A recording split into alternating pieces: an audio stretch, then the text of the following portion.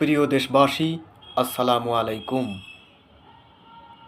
রাত পোহালেই ভোট, অর্থাৎ ১৩তম জাতীয় সংসদ নির্বাচন।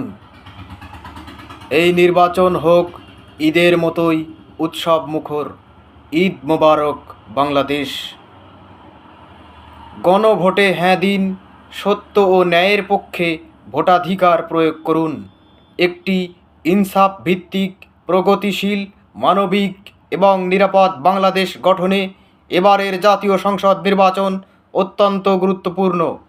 এই নির্বাচন নিয়ে দেশ বিরোধী পরাজিত অপশক্তি, দেশদ্রোহী আওয়ামী লীগ এবং আওয়ামী লীগের সহযোগী সন্ত্রাসবাদী ভারত গভীর চক্রান্তে নিমজ্জিত।